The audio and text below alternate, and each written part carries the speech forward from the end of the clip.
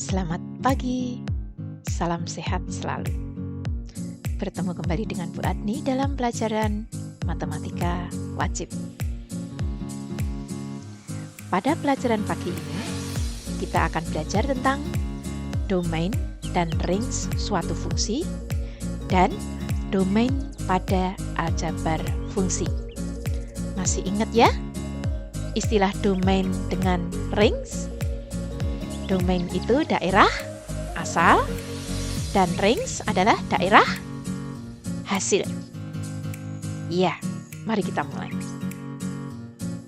Domain dan range suatu fungsi. Berarti kita harus ingat definisi fungsi. Apa definisi fungsi kemarin? Ya, fungsi dari himpunan A ke himpunan B adalah suatu aturan yang memasangkan setiap anggota A dengan tepat satu anggota di B. Ditulis dengan F, titik 2 A ke B. Ini dia dalam diagram Venn. Daerah asalnya, masih ingat ya kemarin, pertemuan kemarin? Ya, daerah asal atau domain dari fungsi f adalah x, y, z. Daerah kawan atau kodomain adalah 1, 2, 3, 4. Daerah hasil atau range-nya adalah 1, 2, 3. Bagaimana bila domain dan range suatu fungsi itu berupa grafik? Coba kita lihat gambar berikut. Masih ingat ini gambar apa? Ya, parabola dari fungsi pangkat 2. Kalau berupa grafik, domainnya kita lihat sumbu X. Itu untuk domain. Sedangkan range kita lihat dari sumbu Y. Dengan demikian, daerah asal fungsi ini adalah, kalau ini saya tarik ke kiri terus, berarti sumbu X negatif kepakai. Saya tarik ke atas terus sampai sana, sumbu X positif juga kepakai. Dengan demikian domainnya adalah X elemen real. Daerah hasil. Daerah hasil tadi yang kita lihat sumbu Y. Apakah semua sumbu Y negatif terpakai? Tidak. Hanya dari negatif 4 ke atas. Makanya daerah hasilnya kita tulis Y lebih besar sama dengan negatif 4. Tolong diingat penulisannya ya, menggunakan kurung kurawal. Lagi saya punya ini.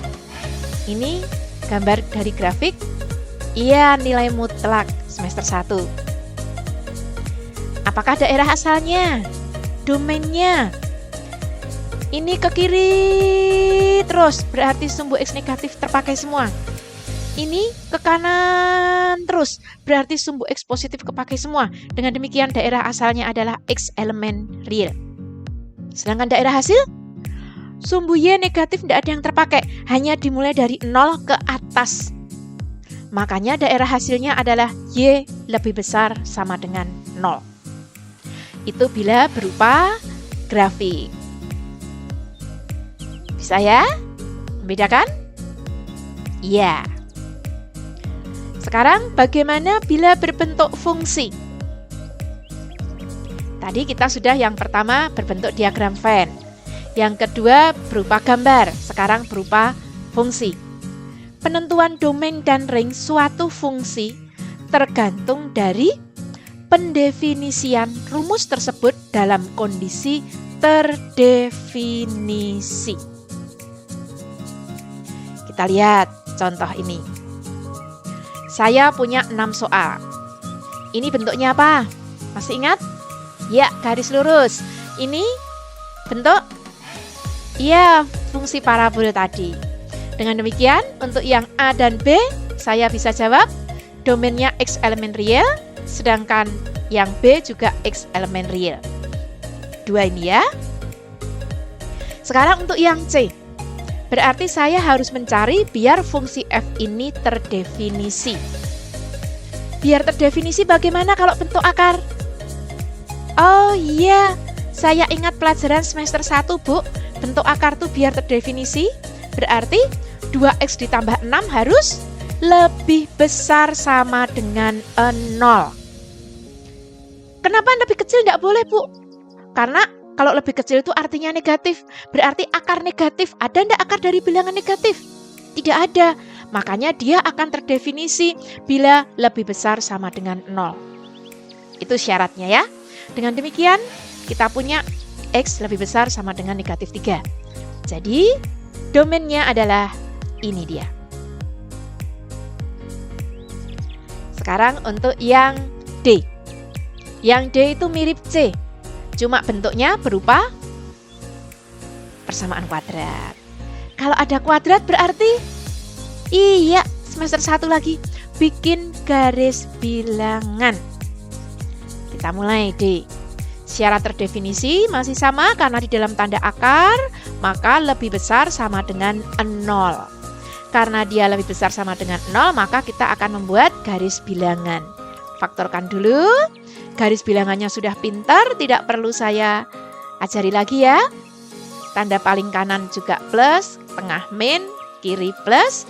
Mintanya lebih besar, maka yang diarsir sebelah kiri dan sebelah kanan. Dengan demikian domainnya X lebih kecil sama dengan negatif 3 atau X lebih besar sama dengan 1.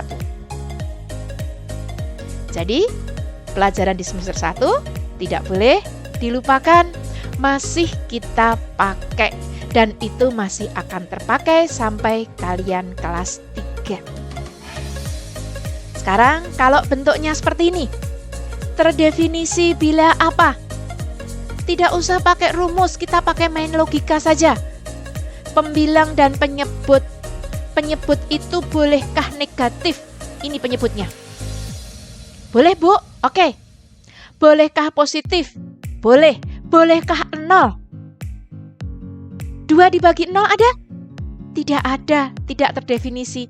Maka, ya terdefinisi bila X dikurangi 2 atau penyebutnya tidak sama dengan 0. Jadi kita main logika saja ya.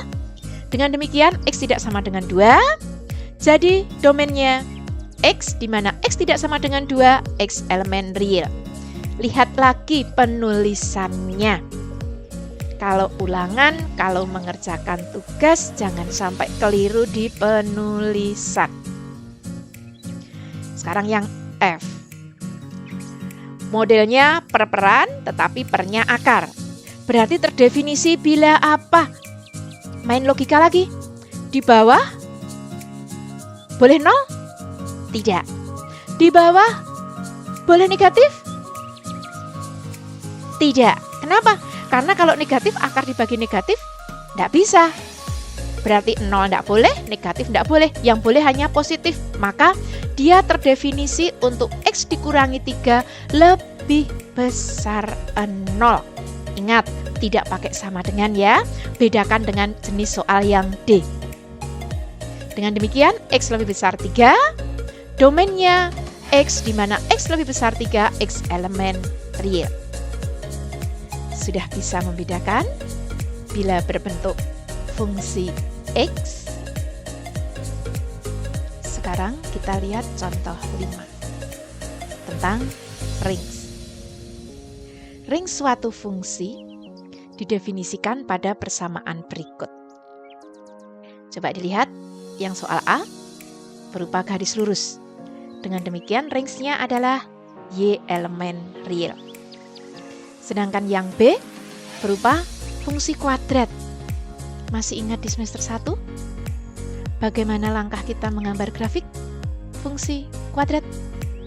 Titik potong sumbu X, titik potong sumbu Y, sumbu simetri, titik puncak. Titik puncak itu yang akan kita pakai untuk menentukan rings. Apa rumusnya? Iya, min B per 2A, B kuadrat min 4AC per min 4A. Pada kasus ini saya punya A sama dengan 1, B sama dengan 3, C sama dengan negatif 4. Tinggal kita masukkan ya. Diperoleh hasil negatif 3/2 dengan negatif 25/4. Range itu tergantung dari Y puncak. Kemudian tandanya lebih besar atau lebih kecil? Kita ingat, kalau saya punya A lebih besar 0, puncak ada di bawah. Maka nanti range-nya dari bawah ke atas. Y lebih besar sama dengan bla bla bla. Kalau A lebih kecil 0, puncak ada di atas. Maka range-nya dari atas ke bawah. Dengan demikian, lebih kecil sama dengan bla bla bla. Gitu ya. Berarti soal kita A-nya 1, Bu. 1 itu lebih besar 0. Maka kita ambil yang ini. Dengan demikian, range-nya Y, di mana Y lebih besar sama dengan negatif 25/4 Y elemen real. Sekarang yang C. Bentuknya seperti ini. Maka range-nya adalah semua hasil dari Y. Oleh karena itu, kita harus mengubah X dalam Y. Ini saya punya Y dalam X. Ini saya ganti Y dahulu. Langkah berikutnya, kali silang. Kalau ada kali silang kayak gini, seperti biasa kita buka kurungnya. Berhubung saya butuh dalam X sama dengan, maka yang ada X-nya kita taruh di sebelah kiri. Kita pindah ruas. Ini X pindah ruas kiri, Y pindah ruas kanan. Kemudian ini sudah ada X, ini sudah ada X, tinggal kita faktorkan. Jadi X sama dengan 2Y ditambah 3 dibagi Y dikurangi 1. Terdefinisi bila apa? Oh ini Bu, bila Y dikurangi 1 tidak sama dengan 0. Maka kita peroleh Y tidak sama dengan 1. Dengan demikian range-nya Y, di mana Y tidak sama dengan 1, Y elemen real. Sudah ada bayangan ya untuk menentukan range? Ya. Kalau sudah, sekarang saya mau lanjut ke domain pada aljabar fungsi. Ada sedikit teori. Bila fx dan gx dua fungsi terdefinisi pada domain f dan domain g, maka jumlah fungsi f dan g ditulis seperti ini. Didefinisikan seperti ini, domainnya adalah domain F irisan G. Demikian juga untuk selisih, hasil kali, hasil bagi, domainnya sama seperti jumlah, yaitu irisannya. Oke, tetapi bila hasil kali fungsi X itu dengan bilangan skalar, maka diperoleh K kalikan Fx, domainnya tetap domain F. Jadi bilangan skalar ini tidak berpengaruh. Kita lihat saja contoh berikut. Saya punya fungsi F, D, G, dan H. Pertanyaan saya ini. Berarti domainnya apa ini? Kita simpulkan dari yang tadi. Ya, DF irisan DG. Yang di sini DG irisan DH.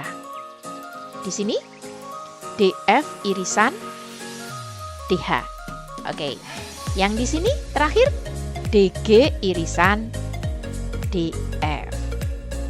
Untuk mempermudah langkah kita, kalau saya sebaiknya kita cari domainnya dahulu. Tinggal nanti kita melakukan irisan. Kelihatannya itu mempercepat langkah kita. Kita cari yuk domain dari F. Bentuknya seperti ini. Berarti terdefinisi bila ya penyebutnya tidak sama dengan 0. Jadi saya punya X tidak sama dengan negatif 8. Domainnya ini. Sekarang kita cari domain G dan H. Tapi sebelumnya saya akan tulis dulu di sini biar tidak lupa. Domain F-nya tadi adalah X tidak sama dengan negatif 8. Domain G, bentuknya kok akar ya? Berarti terdefinisi untuk ya 4 dikurangi X kuadrat lebih besar sama dengan 0. Ternyata kita punya pertidaksamaan kuadrat. Artinya faktorkan. Kalau sudah difaktorkan, garis bilangan. Betul enggak? Ya, ingat lagi Bu. Jadi domainnya ini Bu. Sekarang yang H. Akarnya ada di bawah. Berarti terdefinisi untuk 1 dikurangi X lebih besar 0. Enggak pakai sama dengan ya. Dengan demikian saya punya X lebih kecil negatif 1. Ini domainnya. Biar mempermudah lagi, saya punya ini, saya punya ini, saya punya ini. Bagaimana kalau kita bikin dalam garis bilangan? Kenapa ya Bu ya? Biar kalau kita bikin irisan lebih mudah. Ini X tidak sama dengan negatif 8, berarti ini tidak boleh. Yang boleh sebelah kiri dan sebelah kanan. Ini daerah HP-nya. Kemudian untuk si DG antara negatif 2 sampai 2. Tetapi ingat tertutup. Negatif 2 sampai 2. Ini dia DG, daerah HP-nya. Kemudian untuk DH adalah negatif 1 ke kiri. Negatif 1-nya berlubang karena tidak pakai sama dengan ke kiri. Kalau sudah ada gambar kayak gini, mempermudah langkah kita. Sekarang kita jawab. DF ditambah G. F dan G. Irisannya apa? Ini ke kiri ke kanan, ini negatif 2 sampai 2. Oh ya, irisannya negatif 2 sampai 2. Kemudian yang GH. GH.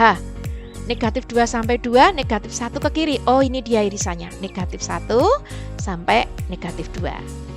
Nih. Bisa ya? Dengan mudah. Yang C. F dikalikan H. F dengan H. Berarti negatif 1 ke kiri tetapi negatif 8 enggak. Boleh enggak ditulis lain? Boleh, ada penulisan yang lain. Apa itu? Negatif 8 ke kiri. Berarti X lebih kecil negatif 8 atau negatif 8 sampai dengan negatif 1. Lihat fokus kita, F dengan H. Negatif 8 sampai dengan negatif 1. X elemen real. Boleh ditulis seperti ini. Sedangkan pertanyaan yang terakhir, G dan F. G dan F irisannya negatif 2 sampai 2. Oke? Ada bayangan ya untuk aljabar fungsi? Ya. Oke. Sudah lebih jelas? Silahkan kerjakan contoh mandiri berikut. Ya, sekarang apa yang dapat kamu simpulkan? Silahkan tulis di kertas kesimpulan apa yang kamu dapatkan hari ini. Sekian dulu pertemuan kali ini. Sampai jumpa di pertemuan berikutnya. Pesan Bu Adni, jangan lupa tetap jaga kesehatan, rajin mencuci tangan dengan sabun, jaga jarak, pakai masker bila terpaksa melakukan aktivitas di luar rumah. Oke? Sampai jumpa. Terima kasih.